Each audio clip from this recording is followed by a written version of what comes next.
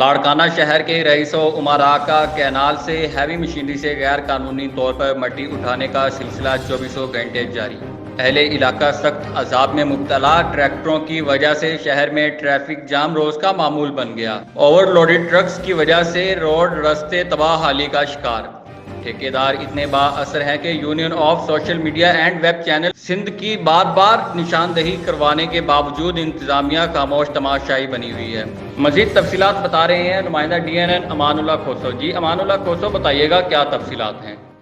جی میں آپ کو بتاتا چلوں کہ لاڑکانہ شہر کے بالکل سینٹر سے گزرنے والے رائس کینال سے ہیوی مشینری کے ذریعے غیر قانونی طور پر 24 گھنٹے مٹی اٹھانے کا کام جاری ہے، جہاں ہیوی مشینری کے شور سے علاقے واسی سخت عذاب کا شکار ہیں اور مٹی اٹھنے کی وجہ سے علاقے واسی دم کے مرض میں مبتلا ہو رہے ہیں۔ دوسری جانب 500 سے زائد مٹی اٹھانے والے ٹریکٹروں کی وجہ سے شہر میں ٹریفک جام کا مسئلہ روز کا معمول بن چکا ہے اور ہیوی لوڈ اور مٹی کی وجہ سے پورے شہر کے روڈ راستے بالکل تباہ ہو گئے ہیں۔ لیکن ٹھیکیدار اتنے بااثر ہیں کہ union of social media and web channel Sindh کی طرف سے بار بار نشاندہی کرانے کے باوجود انتظامیہ بالکل خاموشی اختیار کر چکی ہے۔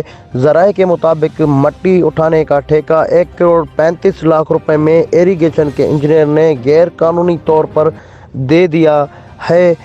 کیمرہ ٹیم کے ساتھ reporter Amanullah Khoso, D N N news, Larkana. جی بہت شکریہ امان اللہ تفصیلات سے آگاہ کرنے کا۔